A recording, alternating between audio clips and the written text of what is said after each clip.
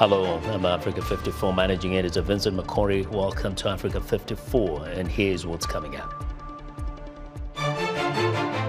Residents in Gaza City scrambled to flee after Israel's military called for the more than 1 million people to relocate south within 24 hours as a ground invasion of Gaza appears likely.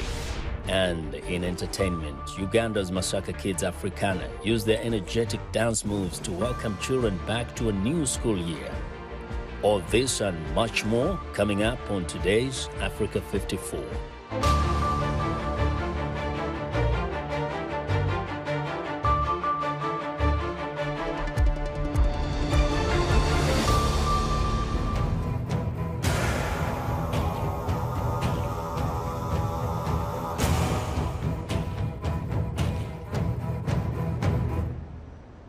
We begin in the Middle East, where the Israeli military is ordering hundreds of thousands of civilians living in Gaza City to evacuate within 24 hours ahead of a likely ground offensive. More than 1 million people live in northern Gaza. Suffering in Gaza is rising, with residents desperate for food, fuel and medicine. The territory's only power plant has shut down due to a lack of fuel. The morgue at Gaza's biggest hospital is overflowing. The war has claimed at least 2,800 lives on both sides since Hamas launched its attack on October the 7th. As Israel amasses tanks ahead of an unexpected ground invasion, residents in Gaza City were seen on Friday carrying their belongings and driving packed cars in an attempt to relocate south. The Israeli military says it will operate significantly in Gaza City in coming days, and civilians should only return when advised. The Turkish Red Crescent says that its first plane load of aid for Gaza has arrived in Egypt. Amid the war between Israel and Hamas, America's top diplomat is on a sweeping tour of the Middle East. U.S. Secretary of State Antony Blinken on Friday met with Jordan's King Abdullah in Amman, Jordan, during the second stop of his Middle East tour as Israel prepares for a ground offensive in Gaza. Secretary Blinken urged people in Gaza City to evacuate to south. Well, his demand, which the United Nations says will be impossible to carry out without devastating humanitarian consequences, comes a day after Blinken visited Israel and held talks with Prime Minister Benjamin Netanyahu on the conflict. Blinken also met with Palestinian Authority President Mahmoud Abbas in Amman. We get more on Secretary Blinken's diplomatic push to help prevent a wider war in the Middle East from VOA's Cindy Sain. Israelis have begun to bury the dead, including this man who was killed during the fighting at the Be'eri kibbutz in southern Israel. Secretary of State Antony Blinken spent the day in Israel meeting with top officials, including Israeli Prime Minister Benjamin Netanyahu, and Israelis grieving the loss of their loved ones. Blinken said he arrived in the country not just as a U.S. diplomat, but also as a Jew, father, and husband, in this moment where he said the suffering is hard to fathom. The message that I bring to Israel is this: you may be strong enough on your own to defend yourself, but as long as America exists, you will never ever have to. We will always be there by your side. Blinken said he plans to meet with leaders in the region to try to prevent spreading of violence that has claimed at least 2,800 lives on both sides, and to try to win the release of some 150 hostages Hamas is still holding. From here, I'll go on to Jordan, where I'll meet with His Majesty King Abdullah and with Palestinian Authority President Abbas. And then over the coming days, we'll visit with leaders in Saudi Arabia, the United Arab Emirates, Egypt, and Qatar. As Israel continued to pound Gaza City with airstrikes, Blinken said he and Israeli leaders discussed ways to address the humanitarian needs of Gaza residents. Blinken said he also planned to bring up the possibilities for safe passage of civilians out of Gaza during meetings with regional leaders in the coming days. Israel is gathering massive forces, tanks, and other heavy armor around the occupied Palestinian territory as it continues its retaliatory campaign against what Prime Minister Netanyahu called the sheer evil of terror attacks by Hamas. Cindy Sain, VOA News. U.S. Defense Secretary Lloyd Austin is in Israel Friday and reiterated that the Pentagon is ready to deploy more military aid to Israel as Israeli forces prepare for a likely invasion of Gaza. Secretary Austin said that munitions, air defense capabilities, and other equipment and resources are already flowing to Israel. The USS Gerald R. Ford Carrier Strike Group is now in the region, led by the largest aircraft carrier in the world. We've augmented U.S. fighter aircraft squadrons in the Middle East, and the U.S. Department of Defense stands fully ready to deploy additional assets if necessary. So make no mistake, the United States will make sure that Israel has what it needs to defend itself. And Israel has a right to protect its people. This is a time for resolve and not revenge, for purpose and not panic, and for security and not surrender. We will remain in close contact with our valued partners across the region, and security assistance from the Department of Defense is already rapidly flowing into Israel. That includes munitions and air defense capabilities and other equipment and resources. Austin also met with Israeli Prime Minister Benjamin Netanyahu, and they both agreed that in many ways Hamas is worse than ISIS. Now, for more on Secretary Austin's visit to Israel, let's go to VOA Carla Babb live at the Pentagon in Arlington, Virginia. Hello, Carla. What more can you tell us? Well, Secretary of Defense Lloyd Austin, during his visit, wanted to also reiterate that the United States has Israel's back. He said this is not a time for neutrality. He said this is not a time for false equivalence or for excuses for the inexcusable. He said what Hamas did was an act of terror and that this is a rampage by Hamas that Israel has a right to counter and defend itself from. Yes. Now, we heard Secretary Blinken also, reiterate the call by Israel for those in Gaza to move further south. What are the main concerns, especially from the U.S. side, on a ground invasion of Gaza? Well, of course, the United States is very concerned about civilian casualties, and Secretary Blinken has just raised awareness that Hamas is reportedly blocking roads, preventing some of these Palestinian civilians from going to the south, as Israel has asked them to do ahead of what is expected to be a ground invasion. Secretary Austin addressed that. He said that terrorists like Hamas deliberately target civilians, but democracies do not. And he brought up his own time working with Israelis when he was a general leading up the U.S. Central Command that's responsible for U.S. military operations in the Middle East. And he says that he knows the Israeli military. They are professional, they are disciplined, and he said they will focus on the right things. When people see aircraft carriers and those fighter jets, the anticipation is that the U.S. might be kind of sucked into participating. What is the word from the Pentagon? Well, again, Israel is a very strong, capable military. They have hundreds of thousands in reserve. They do not need U.S. boots on the ground. There is a small contingency of forces that work at the U.S. Embassy, Special Operations Forces, that U.S. officials have said are helping with hostage recovery, not planning any sort of military invasion by any chance. But what the presence of the U.S. is doing in the Middle East is they are there to deter other actors, like Hezbollah, for example, or Iran. They are there to prevent them from trying to cause an even greater conflict and try to spread this war throughout the Middle East. And that is also why Blinken is crisscrossing the Middle East. He wants to prevent that as well. He wants to tell the allies that the United States is there to prevent this, and also to say, don't rush into things. Let's let Israel do what it's supposed to do, defend itself, and let's make sure that they do it in a way where they can protect civilians as well. Well, Carla, thank you very much. That's VOA's Carla Babb reporting from the Pentagon in Arlington, Virginia. Now, Palestinians across the West Bank protested on Friday in solidarity with Gaza over the Israeli-Hamas war. In Hebron, thousands of men and women took to the streets, waving the flags of both Hamas and Fatah, President Mahmoud Abbas' party. They carried signs that read, "Stop the Gaza genocide," and U.S. capitalism is addicted to war.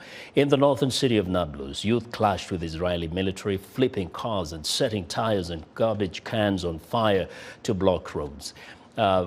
In Jordan, thousands took to the streets of downtown Amman Friday in a show of solidarity with Gaza. Tens of thousands of protesters demonstrated in countries in the Middle East and beyond on Friday in support of Palestinians. Pro-Palestinian rallies were also planned in Rome, Munich, Istanbul, Belgrade, and other cities.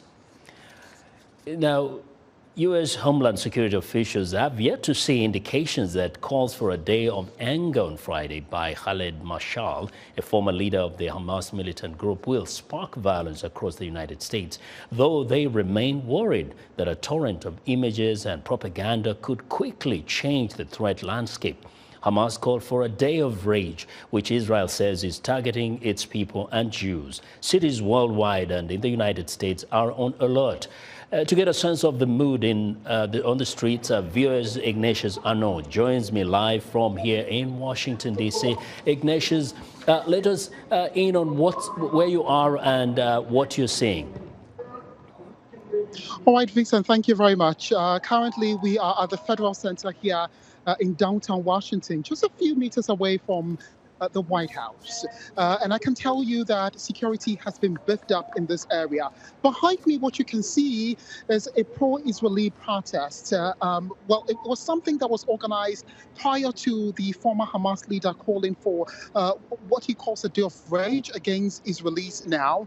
And that's why the security has been beefed up, not only within this area, but other parts of the city as well. I will speak right now with David Walkenfeld, who is a rabbi of one of the local congregations here in the Washington, D.C. area. Thank you so much for joining us. I first of all want to get your reaction to a call for pro-Palestinian protests in D.C. and how safe or unsafe do you feel as an Israeli within the district? Yeah, so everyone has a right to protest, and Palestinians, of course, and their supporters have a right to protest. That's a very important right. But any call that's organized by Hamas is a cause of great concern. This is a terrorist organization whose violence without limits has been demonstrated on the world stage just days ago. And so anyone responding to their call for any type of activism, any type of gathering is very, very frightening and very disturbing, really horrific.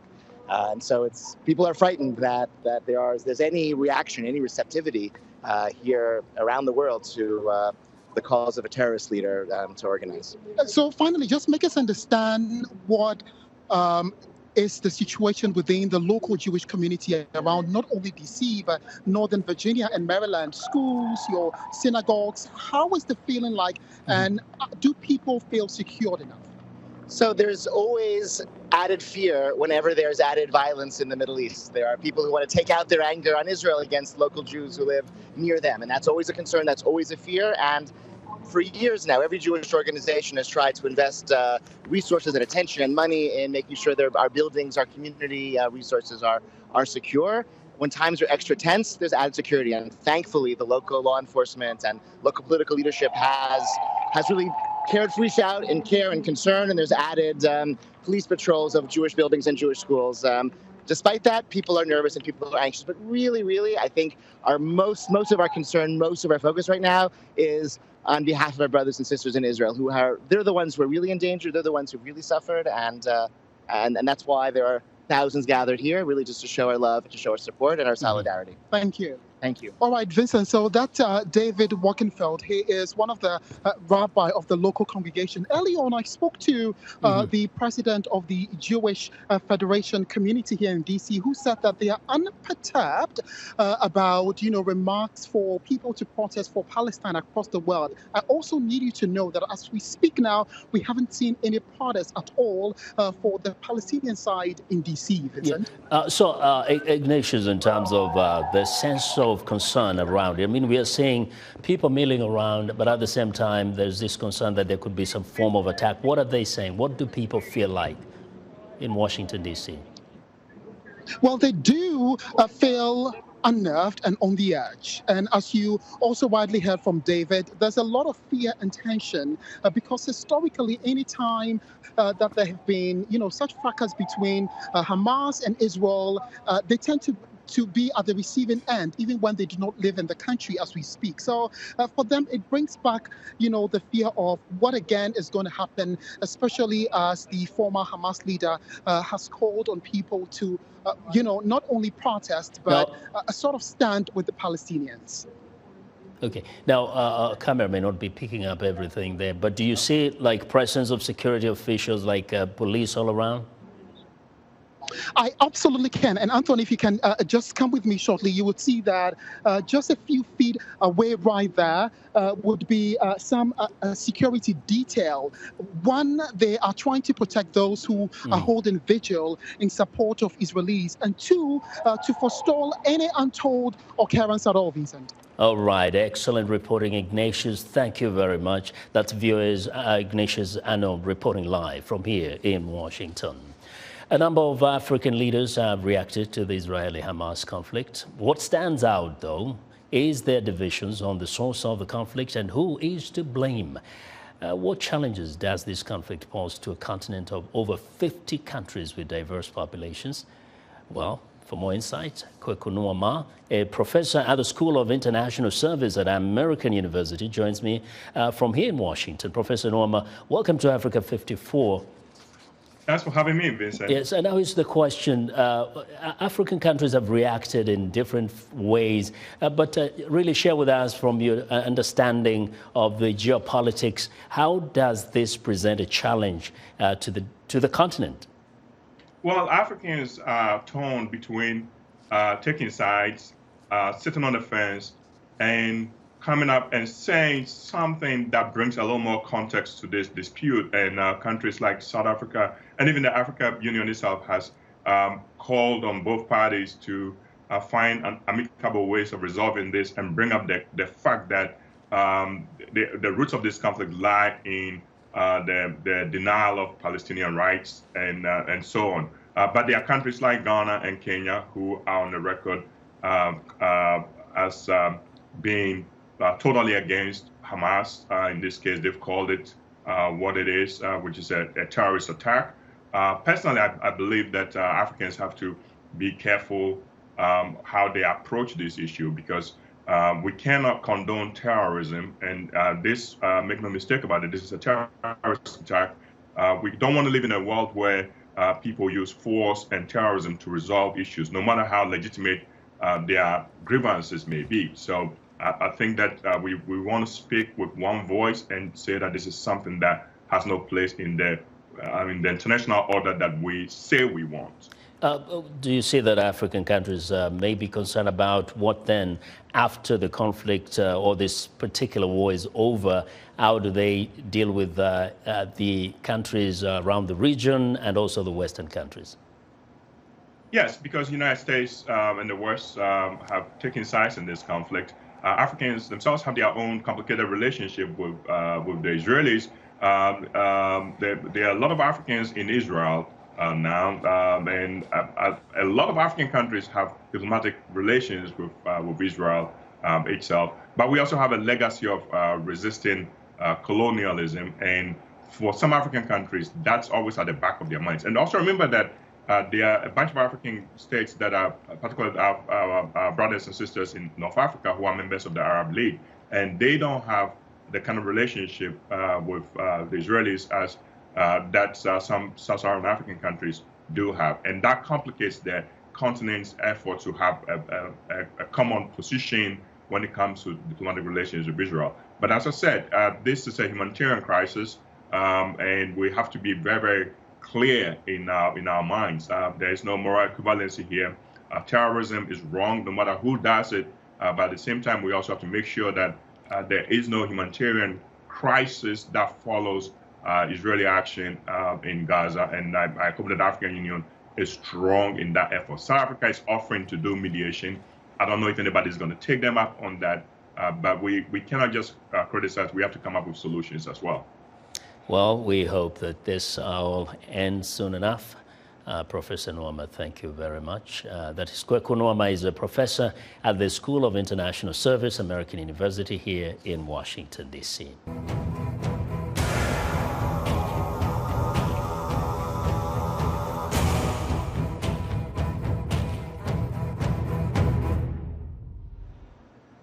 We're excited to hear what you think about Africa 54 and all our VOA Africa programs on our website at voaafrica.com. Still to come, the music of the Masaka kids of Uganda.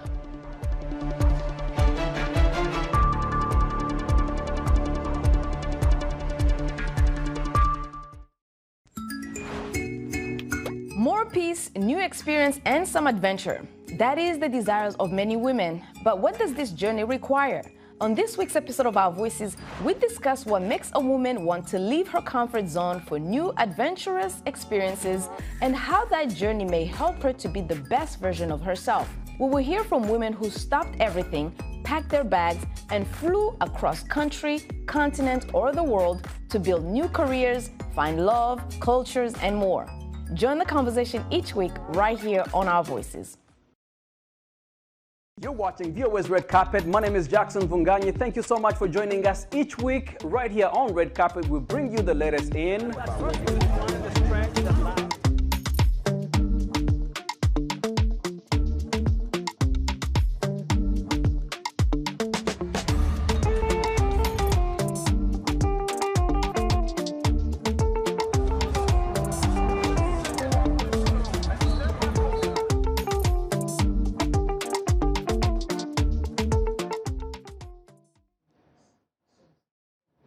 In other news, many women are victims of a vast humanitarian crisis triggered by M23 rebels who have captured swathes of North Kivu province in Eastern Democratic Republic of Congo since launching an offensive in late 2021. Hundreds of thousands of people are crammed into miserable displacement camps around the city of Goma, hastily erected on fields of mud.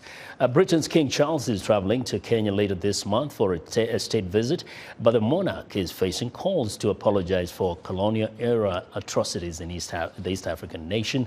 The 4-day state visit begins October 31st and will be Charles's first to a Commonwealth nation since he succeeded his mother, Queen Elizabeth, last year. And now, Ghanaian President Nana Akufo-Addo says the fight against terrorism has to be a global fight and that the resources dedicated to counterterrorism must match the resources available to terrorist groups. Akufo-Addo made the comment Thursday at an event hosted by the United States Institute of Peace here in Washington. He also spoke about the importance of peace building in West Africa. It is time for our entertainment report, and joining us now is Heather Maxwell, host of VOA's Music Time in Africa radio program, with something to cheer us all up. Hello, Heather. Hello, Vincent. Hi, everyone. Well, we are now well into the month of October, and many school-aged children in Africa have returned to the classroom. The first few days are generally exciting, but it can be hard to maintain a positive attitude once the initial thrill is gone, right? Well, hey kids, if you are watching, or parents, if your kids are near, call them over to watch this. Masaka Kids Africana, an organization which helps raise orphans in Uganda, created this dance video to kick and keep that high energy going all year. All right, that's Masaka Kids Africana with Back to School. Since its release in 2022, the video has garnered 67 million views on YouTube. Vincent, back to you. Well, hopefully someday I'll be able to dance like that, Heather. Thank you very much. Be sure to join Heather Maxwell's entertainment reports every Friday right here on Africa 54. Well, and that's our show for today. Be sure to watch Africa 54 on our website at voaafrica.com. From all of us here in Washington, have a great weekend.